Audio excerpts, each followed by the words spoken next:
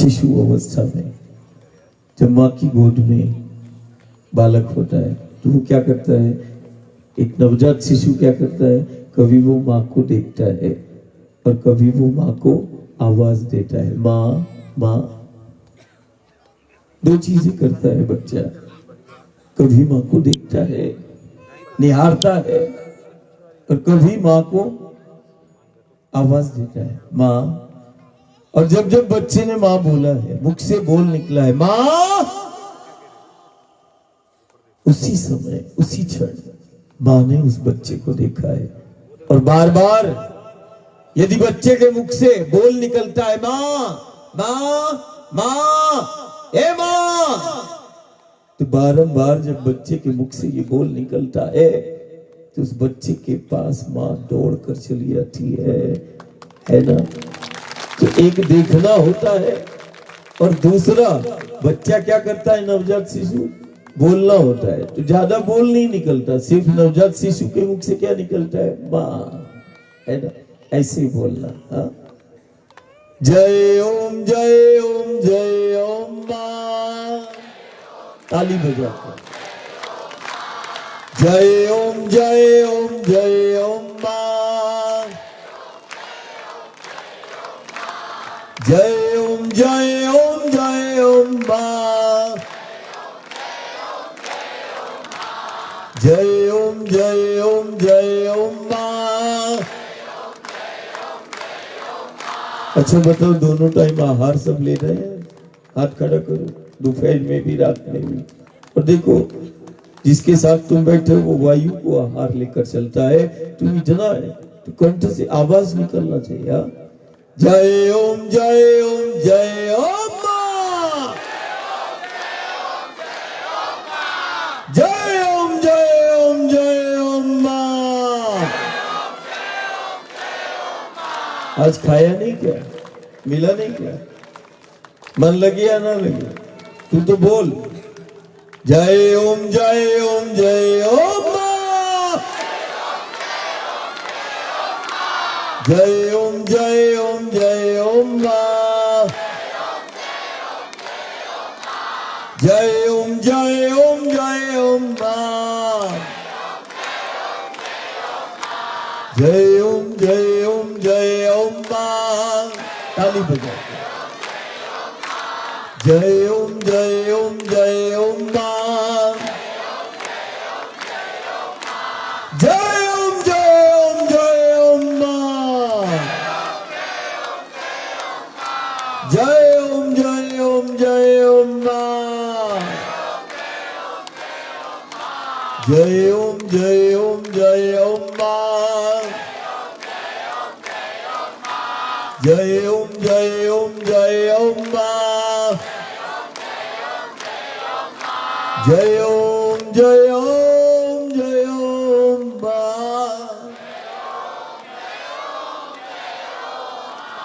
जय ओम जय ओम जय ओम माँ।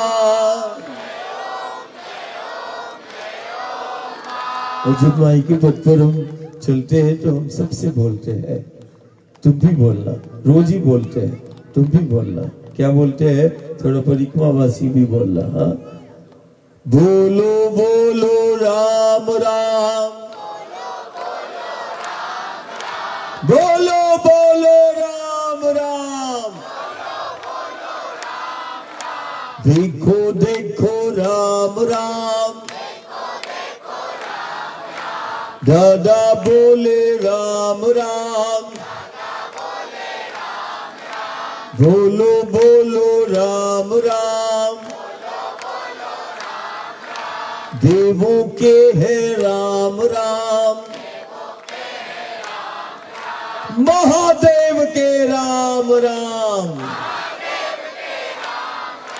देवों के है राम राम, महादेव के राम राम, बोलो बोलो राम राम,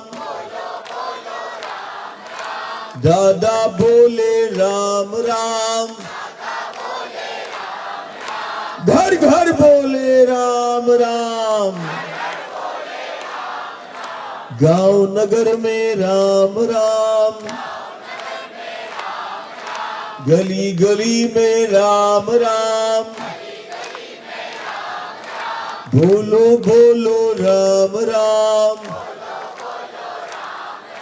देखो देखो राम राम, बैठे बोलो राम राम,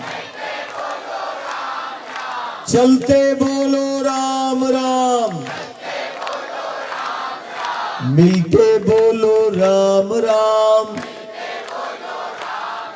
ये हमारी परंपरा रही है कि बैठे भी बोले, बैठे भी हैं अपनों के साथ तो राम राम, मिले भी हैं अपनों से तब भी होती है राम राम, चलते हैं तब भी होती राम राम, और मिलते हैं तब भी होती राम राम। ये हमारी गांव नगर की चली आ रही है परंपरा। तो बैठो तो क्या बोलो, बैठे बोलो, चलते बोलो, मिलते बोलो, मिलकर बोलो, घर घर बोले, घर घर बोले, गांव नगर में, गली गली में, बोलो बोलो, बोलो बोलो राम राम। राम नाम ही सत्य है, हरि नाम ही सत्य है।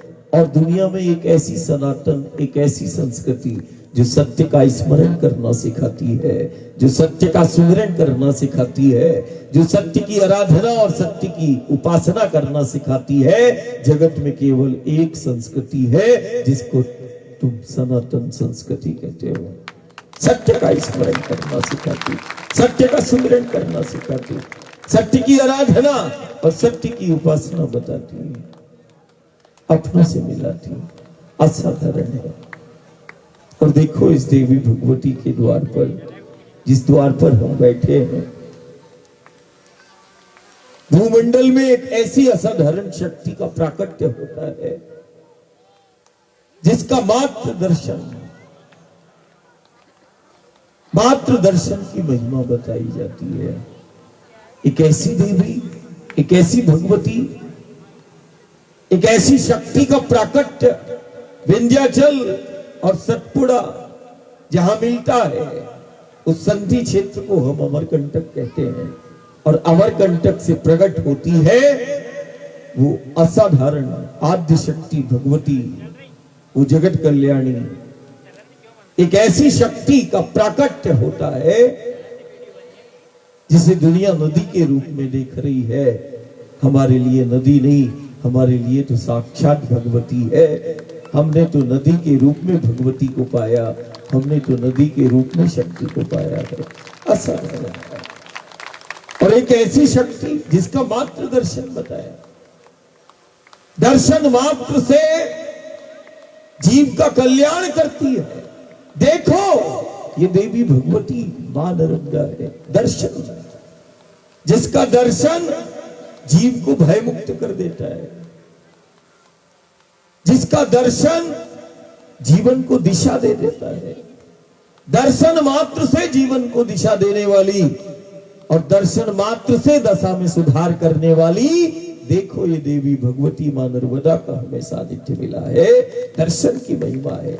जिसका दर्शन जीव का कल्याण करे, जिसका दर्शन जीव को भयमुक्त करता, दर्शन से जीवन को दिशा देती, दर्शन मात्र से दशा में सुधार करती। और बारंबार यदि इस देवी भगवती मां नर्मदा का दर्शन बारंबार कोई करता है तो जिसका दर्शन जीवन में परिवर्तन ला देता है। दर्शन से परिवर्तन। ऐसी देवी, ऐसी भगवती, ऐसी शक्ति जिसका दर्शन जीवन को दिशा देता है और जीवन में परिवर्तन ला देता है। कभी अपने गांव नगर में उसको देखना जो इस देवी भगवती का नित्य दर्शन करता है। दर्शन से पहले का जीवन देखना, और जब उसने नित्य दर्शन करना चालू किया तो निश्चित मान के चलना, जिसने इस देवी भगवती का नित्य दर्शन किया है उसके जीवन में परिवर्तन आया है। दर्शन से परिवर्तन। जिसका दर्शन जिंदगी को बना देता है, जीवन को बना देता है। और जितना इस देवी भगवती के दर्शन की महिमा है, उतना ही इसके पथ पर चलने की महिमा है। एक दुनिया में ऐसा पथ जहां चलना साधना कहलाती है। जगत में, इस भूमंडल में कोई ऐसा स्थान नहीं जहां तुम चलो और साधना मानी जाए। लेकिन दुनिया के अंदर, इस भूमंडल में मात्र नर्मदा का एक ऐसा पथ है जहां कोई जाने अनजाने में भी चलता है तो जहां चलना साधना कहलाती है। और कोई जाने अनजाने में भी यदि बैठ जाए तो जहां बैठना उपासना हो जाती है, आराधना हो जाती है। चले तो साधना है और बैठे तो आराधना है। बोले भैया ऐसा कौन सा पथ है जहां चलना, जहां चले तो साधना हो जाती है, साधना बन जाती है। मेरा चलना मेरी साधना बन गई, मेरा बैठना मेरी आराधना, मेरी उपासना बन जाती है। जगत के अंदर केवल नर्मदा का पथ है और कोई दूसरा नहीं। दर्शन की तो महिमा है, इसके पथ पर चलने की महिमा है। साधना तो तुम किसी भी देवी देवता की करोगे, साधना जीव का कल्याण करती है। लेकिन एक ऐसी साधना जिसमें केवल भक्त प्रेमी साधु संत चलता है, जहां चलना साधना कहलाती है।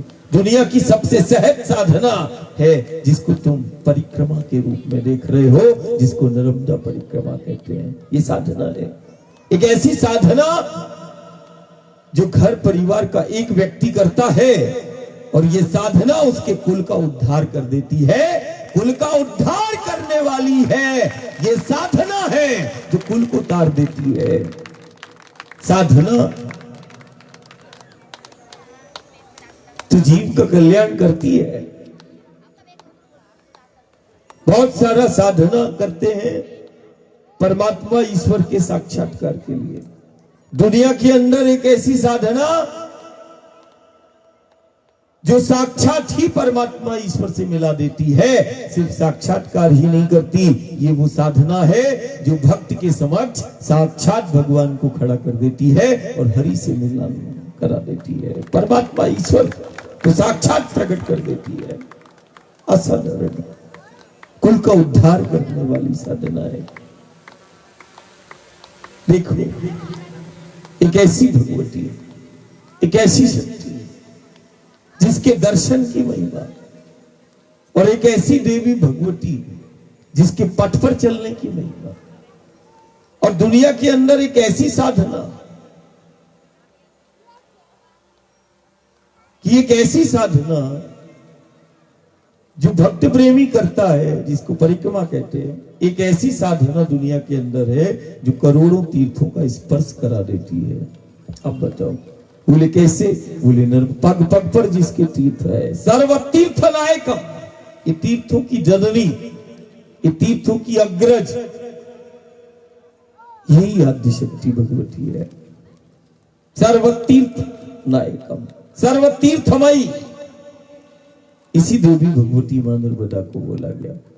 और आज देखो इस आवली घाट में एक गौ माता भी है, इसे सर्वदेवमयी बोला गया। 33 कोटि देवताओं का वास। गंगा के रूप में, नर्मदा के रूप में भी, नदी के रूप में भी शक्ति भगवती को पाया, और हमने तो गौ के रूप में भी साक्षात भगवती को पाया।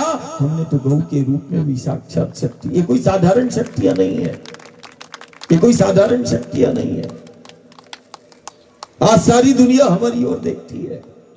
क्या है इस देवधरा भारत के पास?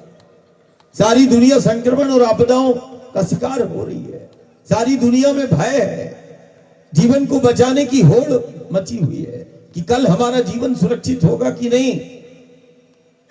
और इस भय के वातावरण में सारी दुनिया की नजर इन भारत के गांव नगर में है कि इस देवधरा भारत के पास ऐसी कौन सी शक्तियां हैं जो इतने विषम परिस्थितियों में, संक्रमण और आपदाओं के दौर में इन्हें भयमुक्त जीवन प्रदान करती है। और हमने शक्तियों को प्रत्यक्ष पाया है। और ये कोई साधारण शक्तियां नहीं है जिसको हम गौ के रूप में देख रहे हैं, सर्वदेवमयी के रूप में देख रहे हैं, जिसको हम नर्मदा के रूप में देख रहे हैं। ये कोई साधारण सिर्फ जीव और जगत का ही आधार नहीं, ये वो शक्तियां हैं, करोड़ों वर्ष हो गए, ये वो शक्तियां हैं जो ब्रह्मांड के संचालन में आज भी योगदान देती चली आ रही है, आज भी इनकी भूमिका है। इनके बिना कोई अस्तित्व नहीं, कोई धर्म नहीं, कोई जीवन नहीं। ये वो असाधारण शक्तियां हैं जो हमें और हमारे कुल और वंश को भयमुक्त जीवन प्रदान करती चली आ रही हैं। ये वही शक्तियां हैं जो हमारे हाथों से हमारे घर का संचालन कराती हैं, और ये वही शक्तियां हैं जो समय आने पर हमारे हाथों से विश्व का संचालन करा देती है और हमें विश्व गुरु बना देती हैं, विश्व वंदनीय बना देती है, देवतुल्य बना देती है। असाधारण शक्तियां हैं, वही शक्तियां हैं। और ये वही शक्तियां हैं जिसके लिए परमात्मा और ईश्वर बारंबार इन्हीं तटों और इन्हीं पथों पर लीला करता है। हमें तो शक्ति के रूप में हम तो अपनी माटी को भी देखते हैं, हम तो धरती को भी मां कहते हैं। और इतना ही नहीं, तुमने जिस देश में जन्म लिया है, जिस राष्ट्र में जन्म लिया है, हम तो उसको भी मां के रूप में देखते हैं। बताओ दुनिया में ऐसा कौन सा होगा जो अपने देश, अपने राष्ट्र को मां के रूप में पूजता है? तो बोले भारत है। स्कूल से लेके अभी तक तुमने ये बोल सुने होंगे और कभी कभी कहा भी होगा, भारत। कभी तुमने सुना जर्मनी, चीन, ब्रिटेन? देखो, बोलने से पहले तुम्हें हंसी आई। एक ऐसा राष्ट्र जिसको माता का दर्जा, हम तो मां के रूप में अपने देश को मां पूछते हैं, और हम ही है दुनिया में कि हम माटी को भी मां के रूप में पूछते हैं। हम ही है, ये है माटी को भी मां के रूप में पूजने वाला, और अपने राष्ट्र, अपने देश को भी मां कहने वाला। दुनिया के अंदर यदि कोई है तो तू ही है, हम ही है। और देखो, दुनिया के लिए ये गंगा, यमुना, गोदावरी, कावेरी, नर्मदा, दुनिया इसको नदी के रूप में देख रही। रिवर नदी है, बहता हुआ पानी है, नदी के रूप में देख रही। और हम ही है दुनिया में कि हम नदी के रूप में नहीं, हम तो साक्षात भगवती के रूप में देखते हैं, हम तो साक्षात शक्ति के रूप में देखते हैं। तो देखो, हमें मिली, हमें शक्तियां मिली गंगा के रूप में, यमुना के रूप में, गोदावरी, कावेरी, नर्मदा के रूप में। ये शक्तियां, दुनिया कहती है ये नदियों का देश है, और हम कहते हैं ये शक्तियों का देश है जहां शक्तियां प्रकट हुई।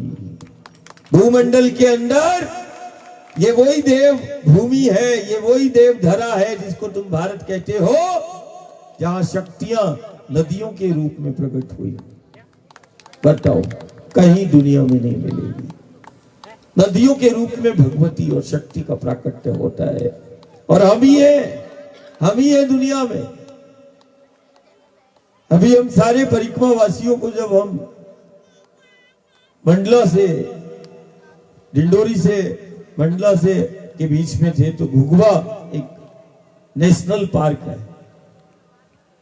जीवाश्म प्रमाण रखे हुए। शास्त्र तो कहते ही है, पुराण भी कहते हैं कि ये वो तट और ये वो पथ है जहां जीवन का आरंभ हुआ। पृथ्वी की उत्पत्ति, जीव की उत्पत्ति के प्रमाण आज देश और दुनिया के ज्ञानी और विज्ञानियों को भी मिले हैं। तो वो घुघुआ के नेशनल पार्क में क्या रखा? 6.5 करोड़, 10 करोड़, 20 करोड़ वर्ष पुराने जीवाश्म रखे हैं जो नर्मदा के तट पे पाए। जीवाश्म का मतलब जीव जंतु नहीं रखे। 6.5 करोड़, 10 करोड़ वर्ष पुराने वृक्ष के अवशेष, 6.5 करोड़। और हम ही है दुनिया में कि हम तो पेड़ों को, पहाड़ों को भी देवता और परमात्मा के रूप में पूजते हैं। हम ही है। और जब हमारा परमात्मा ईश्वर आता है तो इन्हीं पेड़ों को, पहाड़ों को अपना स्वरूप बताता है।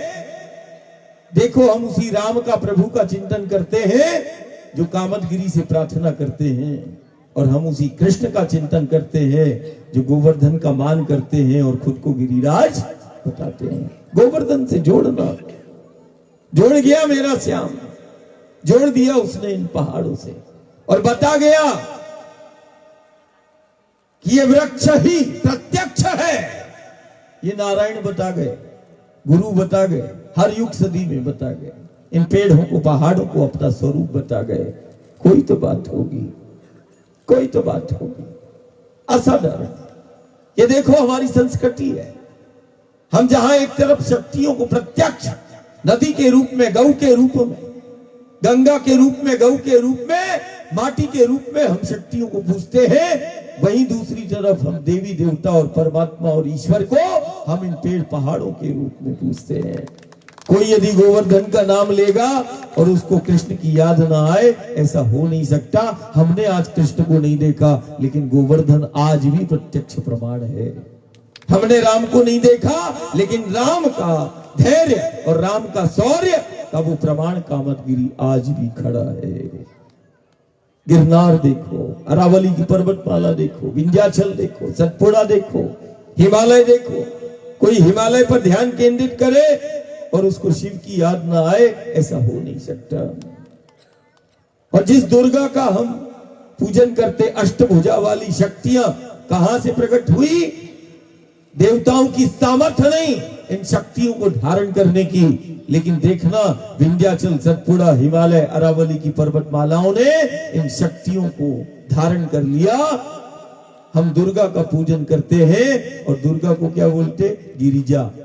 गिरिजा का मतलब क्या होता? पहाड़ों से उत्पन्न हुई शक्ति। पहाड़ों से शक्तियां प्रकट हुई, पहाड़ों से प्रकट हुई। देख दुर्गा को और देख नर्मदा को और देख गंगा को, ये पहाड़ों से प्रकट हुई वो शक्तियां हैं जो गांव नगर पूजता है दुर्गा के रूप में, देवी के रूप में। पहाड़ों से, देवताओं की सामर्थ्य नहीं इन शक्तियों को धारण करने की। लेकिन कोई तो बात होगी विंध्याचल में, कोई तो बात होगी हिमालय में, कोई तो बात होगी अरावली की पर्वतमालाओं में, कोई तो बात होगी गोवर्धन, कोई तो बात होगी कामतगिरी में कि मेरे राम प्रार्थना करते हैं, मेरे श्याम गोवर्धन को अपना स्वरूप बताते हैं। वृक्ष ही प्रत्यक्ष है, ये हर युग सदी में गुरु गोविंद कहता है।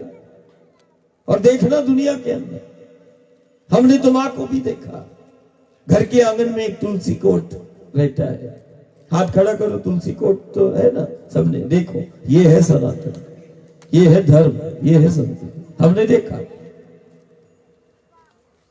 मां को देखा, बहन को देखा, सुबह स्नान करेगी प्रातःकाल की बेला में और वो घर के आंगन में जो तुलसी कोट है, तुलसी के पौधे को जल चढ़ाएगी और उस तुलसी के पौधे से प्रार्थना करेगी घर परिवार की प्रसन्नता और संपन्नता के लिए। देखा है, घर घर में, गांव गांव में देखा। और देखना उसकी सामर्थ्य, देखना कि एक घर के आंगन में लगा एक तुलसी का पौधा, जो मां और बहन प्रार्थना करती है घर परिवार की प्रसन्नता और संपन्नता के लिए, वो एक घर के आंगन में लगा तुलसी का पौधा उस घर परिवार की प्रसन्नता संपन्नता का आधार बन जाता है। घर के आंगन में लगा वो तुलसी का पौधा उस घर परिवार को कई प्रकार की विघ्न बाधा और संकटों से बचा लेता है। ये है सामर्थ्य। कौन होगा दुनिया के अंदर जो पेड़ों को पहाड़ों, रोज गोवर्धन को लाखों लोग पूज रहे, कामतगिरी को पूज रहे, गिरनार को पूज रहे, ब्रह्मगिरी को पूज रहे, अरावली की पर्वतमालाओं को पूज रहे।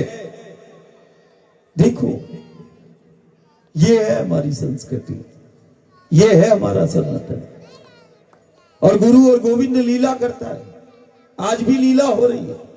और ये तट, ये पथ, गंगा के, नर्मदा के तट और पथ, ये गुरु गोविंद की लीला के साक्षी है। और लीला हुई बोध कराने के लिए, लीला होती है गुरु गोविंद की, वो जीना सिखाती है। गुरु गोविंद की लीला उन मूल आधार शक्तियों का परिचय कराती है। और परमात्मा ईश्वर अवतार लेता है तो उस अवतार के पीछे केवल एक आधार है जो जीव जगत का आधार है, उसी के लिए परमात्मा का अवतार है। और हर युग सदी में, और वो लीला करता है। और और लीला करके वो बोध कराता है।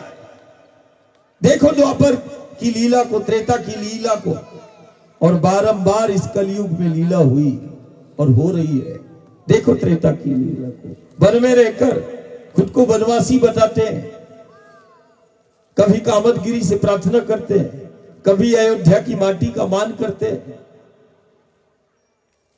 देखो देखो द्वापर, कभी वो गौओं के संग रहते हैं और गौ की महिमा और महत्व को घर परिवार समाज के सामने लाते हैं कि तुम्हारे पास, और गौ को तो हम क्या बोलते, गौ धन।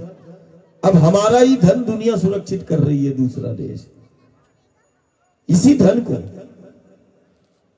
और बता दिया ठाकुर ने कि जिस घर द्वार में ये धन है, और हम रोज बोलते हैं कि एक ऐसा धन जिस गांव घर द्वार में है, उसको परमात्मा और ईश्वर को खोजने के लिए बाहर नहीं जाना पड़ेगा, उसके द्वार पे चल के गुरु गोविंद शंकर खुद आ जाएगा। बोले ऐसा भी धन कि परमात्मा को द्वार पे खड़ा कर देता है, ऐसा कौन सा धन है? और ऐसा कौन सा धन है जिस धन को रखने से विघ्न बाधा और संक्रमण और आपदा उस गांव घर द्वार में प्रवेश नहीं करती? बोले ये वाला धन तो संक्रमण, चिंता, तनाव, निराशा सब कुछ, लेकिन ऐसा धन जिस धन को रखने से संक्रमण, व्याधियां गांव घर द्वार में प्रवेश ही नहीं करती। धन को रखने से, एक ऐसा धन जिसको रखने से परमात्मा खुद उसके द्वार पे आ जाता है। बोले ऐसा कौन सा धन है? तो देख लो, ये गौ धन है। ये क्या है? ये गौ धन है। और इसी गौ धन की सामर्थ्य देखना, द्वापर में कृष्ण वंदे जगत गुरु, विश्व गुरु बना देती है। ये धन सिर्फ घर को ही नहीं चलाता, ये धन के बल से हमने विश्व का संचालन किया है और हमने विश्व गुरु कहलाए। असाधारण धन है ये, कोई साधारण धन नहीं, ये कोई साधारण शक्तियां नहीं। और आने वाले समय में ध्यान रखना, जिस गांव घर में ये गौ धन ज्यादा होगा, वो गांव नगर का जीवन उतना सुरक्षित होगा। नहीं तो कोई भी धन संक्रमण आपदाओं से हमारे गांव नगर को नहीं बचा पाएगी। लेकिन गौधन को यदि हमने बचा लिया और गौधन को यदि हमने बढ़ा लिया और रख लिया, तो ये मान के चलना, उस घर द्वार में, गांव नगर में किसी भी प्रकार की संक्रमण और आपदाओं का प्रवेश नहीं होगा। इसीलिए सबसे पहले तो इस गौधन को सुरक्षित करना है। असाधारण है। आज अमेरिका, ब्रिटेन, रूस, जर्मनी जैसे देश इस गौधन को जो है संरक्षित कर रहे हैं और अपने बच्चों को इससे जोड़ रहे हैं, और वो ले जाते हैं और वहां गौ का स्पर्श, बोले इस गौ के स्पर्श से क्या होता है? बोले 5-10 मिनट सुबह शाम गौ का स्पर्श करें, गौ की सेवा करें तो तनाव और निराशा से मुक्त हो जाते हैं। ये विदेशियों का कहना है। बोले यही धन है जो हमारे घर परिवार को तनाव और निराशा से मुक्त कर देगा, यही धन है जो हमारे जीवन को सुरक्षित करेगा। वो बचा रहे हैं, हमारे धन को सुरक्षित कर रहे हैं। असाधारण। एक इसके स्पर्श की महिमा और दूसरा जिसके द्वार पर बैठे उसके दर्शन की महिमा। असाधारण। ये वो शक्तियां हमें बड़ी सहजता से प्राप्त है। असाधारण। कभी कल्पना करना, अभी तुमने सब महाशिवरात्रि मनाई, एक ऐसी देवी, एक ऐसी भगवती जो अपने गर्भ में, हम रोज कहते हैं, शिवलिंग का निर्माण करती है। तो शिवलिंग क्या है? वो शिव और शक्ति का प्रतीक है। कारण महादेव के स्वरूप का पूजन नहीं बताया गया। महादेव के स्वरूप का पूजन नहीं होता, प्रतीक के रूप में, शिवलिंग के रूप में हम शिव का पूजन करते हैं। और शिवलिंग वो प्रतीक है शिव और शक्ति का। शिवलिंग प्रतीक है उस ब्रह्मांड का। शिवलिंग प्रतीक है हमारे अस्तित्व का। और एक ऐसी देवी भगवती का प्राकट्य होता है जो अपने गर्भ में शिवलिंग का निर्माण करती है। बताओ ऐसी कौन सी देवी भगवती और है जो अपने गर्भ से शिवलिंग का निर्माण करती हो? और एक नहीं, दो नहीं, हजार नहीं, लाख नहीं, करोड़ों शिवलिंग का निर्माण, असंख्य शिवलिंग का निर्माण करती चली जा रही है, करती चली जा रही है। ऐसी भगवती, ध्यान देना, जिसके द्वार पर बैठे हो, गर्भ में शिवलिंग का निर्माण करती है। और जो इस देवी भगवती मां नर्मदा के पथ पर चलता है तो उसके ये व्यक्तित्व का निर्माण कर देती है, उसके चरित्र का निर्माण कर देती है।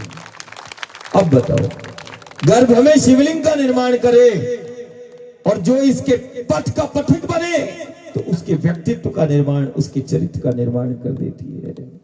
जो इसके पथ पर चले वो देवत्व को प्रकट कर देती है। जो इसके पथ पर चले, तो यहां तो चलना ही साधना है।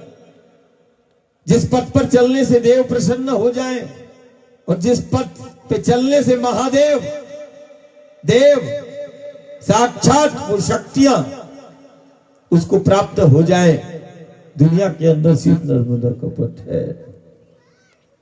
जिस पथ पर चलने से परमात्मा ईश्वर से मिलना हो जाता है।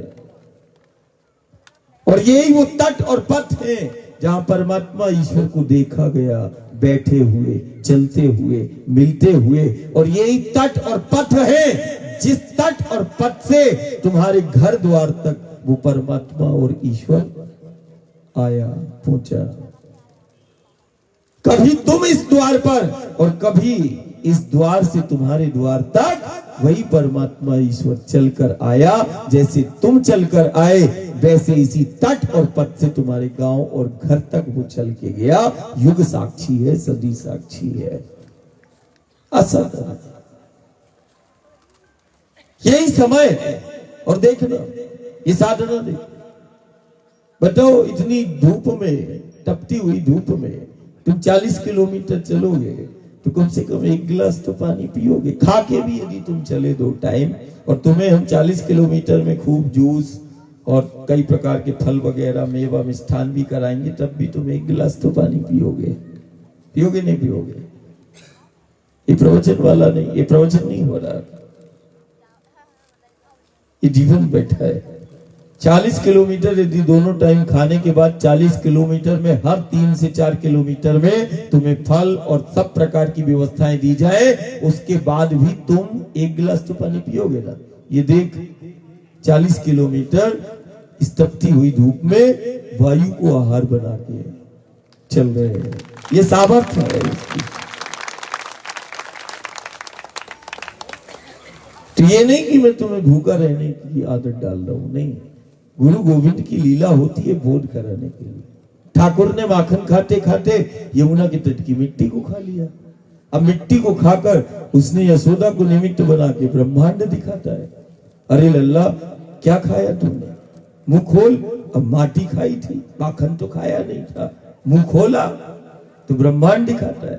अब लीला के पीछे कुछ तो, और लीला हुई है यदि गोविंद की, गुरु की, तो वो कुछ ना कुछ बोध कराएगी। उसका कोई भी क्षण और पल व्यर्थ नहीं होता। गुरु का, गोविंद का ध्यान रखना। उसके हर एक क्षण और पल में संदेश छिपा है, कोई ना कोई कारण होगा। वो ऐसे ही नहीं चलता, ऐसे ही नहीं लीला करता। अब माटी खा ली, समय आ गया था। मुख में माटी रखी थी, बता दिया। मुख में माटी को रखकर माटी के एक कण में छिपे उस ब्रह्मांड को दिखा दिया और माटी के एक कण की उस जीवंतता को बता दिया। मुख में माटी को रखकर माटी की महिमा, माटी के महत्व को बता दिया। माटी हमारा अस्तित्व है, इस सारे जगत को बता दिया। ये है कृष्ण, ये है चरित्र उसका। ऐसा कोई युग नहीं जब वो माटी का मान न करता हो।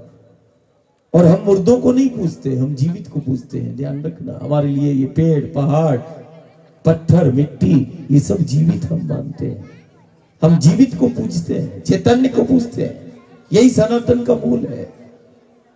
हमने मृत को नहीं पूजा, हम माटी को मृत नहीं मानते।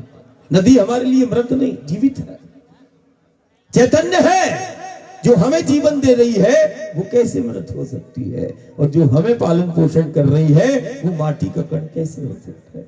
तो तुम्हें भी हम एहसास कराने के लिए कि देखो, देखो इन पेड़ों को, पहाड़ों को देखो। तुम जो नदी के रूप में भगवती है, देखो जल के रूप में शक्ति मिली।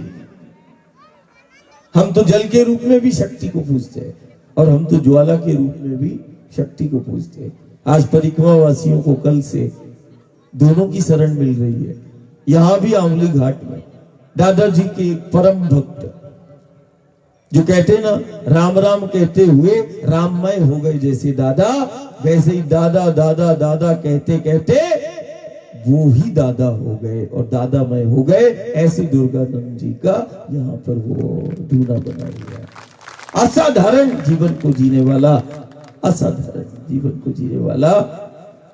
कहते ना कि प्रभु की सामर्थ्य तो बाद में, दास की सामर्थ्य देख लो। जब दास ऐसा है तो स्वामी कैसा होगा, है कि नहीं? ऐसा जिया, ऐसा जिया, ऐसा जीने वाला भक्त शिरोमणि दुर्गानंद जी यहाँ है। उनको भक्त शिरोमणि कह सकते हैं, कोई अतिशयोक्ति नहीं है। जिसने वास्तविक में दादा के जीवन को जिया और दादा के जीवन से यदि कुछ लिया तो वो केवल सत्य को लिया। क्या लिया? सत्य को लिया। हमारा तो हृदय भरता है जब हम आंवली घाट के दोनों तरफ बैठते हैं, बहुत भरता है। इन गांव नगर में जब हमारा प्रवेश होता है तब भी हृदय भर जाता है। ऐसे जीवन को जिया, इतनी सहजता से जिया, एक ऐसे भक्त शिरोमणि का तुम्हें सानिध्य मिला। तुमने दादा को नहीं देखा लेकिन दुर्गानंद दादा को तो देखा है तुम्हारी पीढ़ियों ने। वो सत्य की ज्योत जलाता रहा गांव और घर घर में। आज भी कई घरों में ज्योत जल रही है। ये वही आंवली घाट है जहां आज भी वो चैतन्य है, वो धूनी आज भी उसकी प्रामाणिकता असाधारण। कहते हैं कि राम राम कहते हुए रोम रोम में हनुमान जी महाराज ने समा लिया और राममय हो गए। वैसे ही दादा दादा कहते कहते कहते कहते दुर्गानंद जी दादामय हो गए और दादा ही हो गए। कोई अतिशयोक्ति नहीं, असाधारण। अरे दास ऐसा है तो स्वामी कैसा होगा? और कहते बालक ऐसा है तो फिर मां कैसी होगी? असाधारण। हमें भी ऐसे जीवन को जीना है। हम बोलकर नहीं गांव घर को बताना चाह रहे या दुनिया को बताना चाह रहे, हम जी कर दिखा रहे हैं कि नहीं गुरु गोविंद ने जिया है।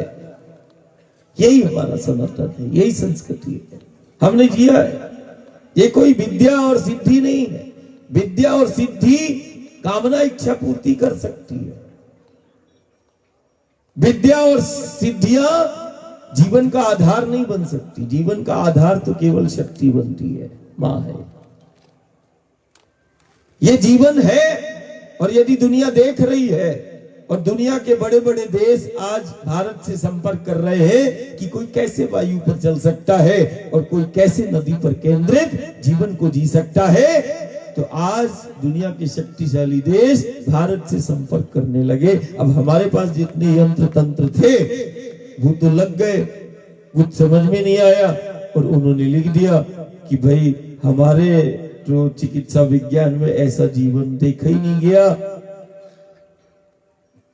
तो दूसरे देश में वो जब शोध पत्र गए तो वो अमेरिका जैसे देश भारत के संपर्क करने लगे कि कहीं ना कहीं ये साधना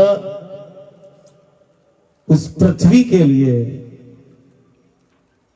और आज वो दुनिया जो प्राकृतिक आपदा और संक्रमणों का शिकार हो रही है, ये साधना आधार बन जाएगी। हमें भी तो वो देश के प्रधानमंत्री से बड़े विनम्रता पूर्वक पत्र लिखकर आग्रह करते हैं कि जिस प्रकार आप लोगों ने शोध किया हमें भी उसका परीक्षण करने दिया जाए।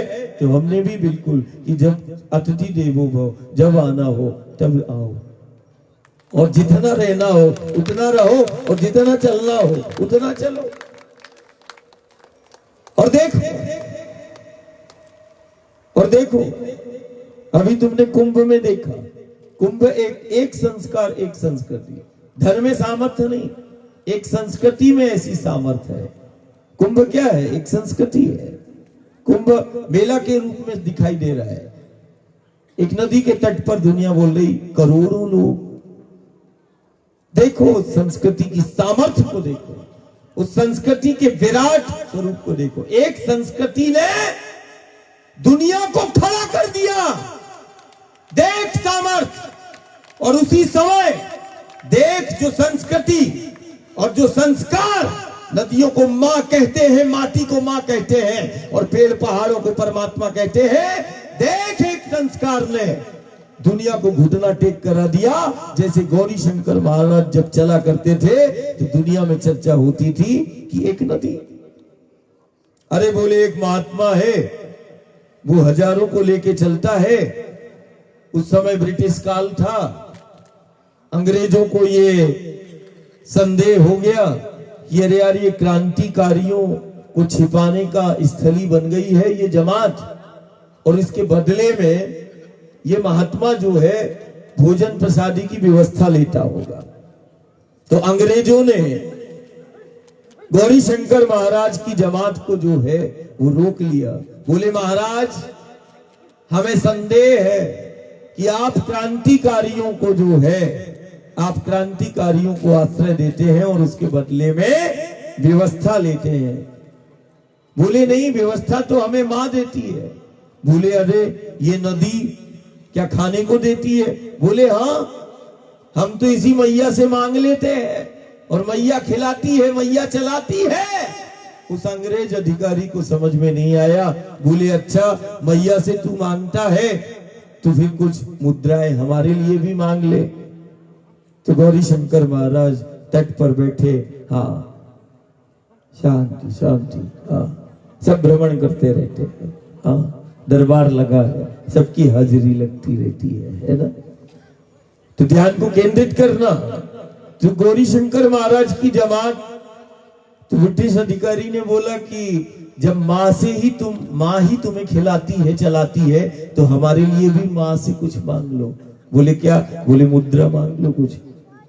तो माँ से प्रार्थना करते हैं बाबा, जमात वाले बाबा बोलते थे गौरी शंकर महाराज। और परिक्रमावासी आज जीवंत समाधि से कोकसर से ही आवली घाट पहुंचा है, इसीलिए आज उनका भी याद करना बेहद आवश्यक है। तो प्रार्थना किया और हाथ डाला और कुछ मुद्राएं ले ली। तो उस अधिकारी को लगा कि इसी ने गड़ा दिया होगा घाट के किनारे और इसी ने निकाल लिया होगा। बोले नहीं महाराज, हमें तो अभी भी संदेह है कि तुम्ही ने गड़ा दिया होगा और तुम ही निकाल रहे हो। घाट ही पे बैठे हो, यहीं से तुमने प्रार्थना की, यहीं से निकाल लिया। बोट बुलवाई, नाव बुलवाई। बोले महाराज जो तुमने घाट से तट से निकाला है जल में हाथ डाल के, वही बीच जलधारा जो अविरल धारा है, तुम बीच मझधार से वही चीज निकालो। तो नाव बुलवाई, बाबा को बिठाला और फिर प्रार्थना की। बाबा ने, अंग्रेज अधिकारी ने बोला अब यहां से निकालो। तो फिर प्रार्थना करते हुए हाथ डाला और जो घाट के किनारे से निकाला था वही बीच जल धारा से, अविरल धारा से फिर मुद्राओं को निकाल दिया। उसी समय उसने त्याग पत्र दे दिया और अपने स्वदेश लौट गया, लंदन लौट गया। और वहां पर ब्रिटेन की महारानी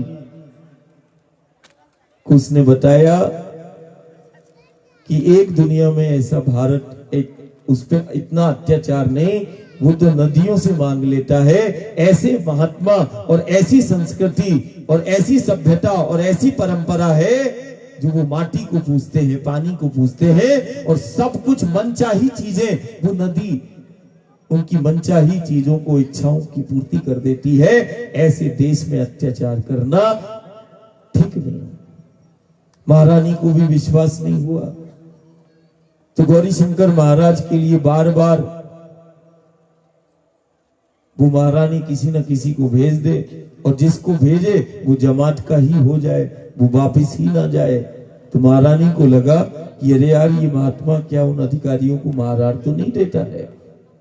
और वो चलते चलते परिक्रमा में वो सब जो है सेना के अधिकारी उसी गौरी शंकर महाराज की जमात में अंग होते गए और शामिल होते गए, सब कुछ छोड़ते चले गए। जब उस जीवंतता को देखा, आज फिर से ऐसा ही वक्त आ रहा है कि वही नर्मदा के पथ पर जमात भी है और आने वाले समय में ये वही तट और पथ रहेंगे कि दुनिया आएगी और दुनिया फिर उस सनातन और उस संस्कृति और उस माटी और उस नर्मदा की सामर्थ्य को दुनिया में डंका फिर से बजेगा। अब ध्यानाकर्षण हुआ, कल चर्चा होने लगेगी। हमें क्या करना है? हमें भी गांव को और घर को अपने को तैयार करना है। देखो दुनिया आ रही है, कम से कम ये गांव नहीं, ये तीर्थ है, उन तीर्थों में मर्यादा को बनाए रखो और अपने योगदान और अपनी भूमिका को सुनिश्चित करो। माँ की सेवा में मिलकर अपना योगदान और अपनी भूमिका को सुनिश्चित करो, बिना किसी आरोप प्रत्यारोप के। रचनात्मक, सकारात्मक, हम क्या योगदान, क्या हमारी भूमिका होगी, मेरी भूमिका, मेरा योगदान प्रत्येक घर और गांव नगर करे, बिना किसी बातचीत के। हम इतना सा कर सकते हैं गौ के लिए, हम करें।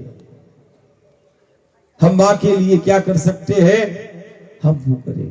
कम से कम हम इतना तो कर सकते हैं कि उसकी स्वच्छता और पवित्रता को बनाए रख सकते हैं। हम इतना तो कर सकते हैं कि नर्मदा के पथ को हरा भरा कर सकते हैं। ये क्यों नहीं करते? अच्छी चीजें क्यों नहीं दिखाई देती? कोई यदि खराब काम कर रहा है, बुरा काम कर रहा है, तो बुरा क्यों दिखाई दे रहा है? अच्छा क्यों नहीं दिखाई दे रहा है? हमें अच्छा करना है। और जब अच्छाइयां बढ़ती जाएंगी तो बुराइयां अपने आप खत्म होती जाएंगी, है ना?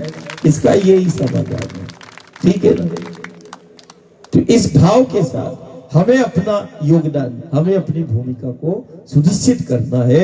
यही वक्त है जब दुनिया हमारी ओर देख रही है, तो हम भी उस संस्कृति और उस सनातन की जीवंतता को रखने के लिए हमें ऐसे जीवन को जीना है। अपनी माटी से, अपनी संस्कृति से जुड़कर जियो कि कोई तुम्हारा जीवन देखे तो उसको माटी और उस संस्कृति की सामर्थ्य तुम्हारे जीवन में झलक आ जाए।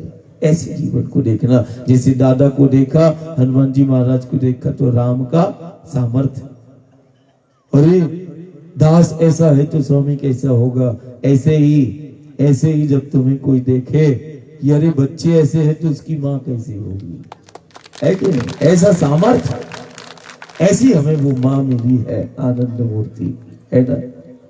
जीना हमें, तुम जीना है, तुम जियो अपने माँ के संग, तुम जियो अपनी माटी के संग, तुम जियो अपनी संस्कृति के संग। एक संस्कृति का सामर्थ्य देखो, एक संस्कृति, एक संस्कार बहुत है। घर को नहीं, दुनिया को चलाने के लिए बहुत है और दुनिया को बुलाने के लिए बहुत है। देख लो गंगा के तट पर और देख लो नर्मदा के पथ पर, उसी का तो है। इसी भाव के साथ मैया का पूजन करना है और मैया का आरती। आप 40 किलोमीटर चले, उसके बाद जी तुम्हारा इतना भाव था। आज हम कक्ष में ही हमारा विचार था मैया से बात ना, आज कुछ नहीं बोलेंगे, लेकिन जैसे ही तुम्हें देखा, तुम्हारा भाव, तुम्हारे हृदय, तो फिर से मैया ने, कहते ना भाव प्रधान होता है और भाव से ही चल रहा है। अब नाल के अंदर तो कुछ है नहीं, लेकिन जैसे ही वो भाव मिला फिर रोम रोम में संचार हो गया। थोड़ा सा माई ने फिर समय दे दिया घर परिवार से बात करने का, तो मुझे लगता है ये समय पूरा हुआ और मैया का पूजन करते, आरती करते हैं और परिक्रमा वासियों को बड़ी शांति के साथ सब मिलके उनको प्रसादी कराना। और तुम भी प्रसादी कर जाना। कोई भी भक्त प्रेमी बिना प्रसाद लिए, बिना पूजन प्रसादी किए घर नहीं जाएगा। घर जाने में देर हो जाए, लेकिन जीवन को जीने में और जीवन को सुरक्षित करने में हमें देर नहीं करना है ना? नर्मदा मैया की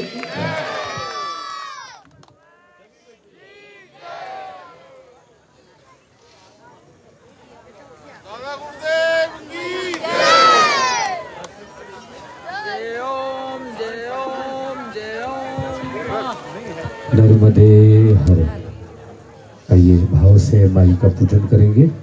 जो भी परिक्रमावासी जहाँ भी बैठे हुए हैं अपने ऊपर जल का मार्जन करें। आचमन करें, तिलक धारण करें, आसन पवित्र करें। ओम मंगलम भगवान विष्णु मंगलम गरुड़ध्वजा मंगलम पुंडरीकाक्ष मंगलाय तनोहरि मंगलम भगवान शंभु मंगलम वृषभध्वजा मंगलम पार्वतीनाथ मंगलाय तनम हरः। हाथ में अक्षत पुष्प लेंगे, भगवान श्री गणेश का ध्यान करेंगे। भगवती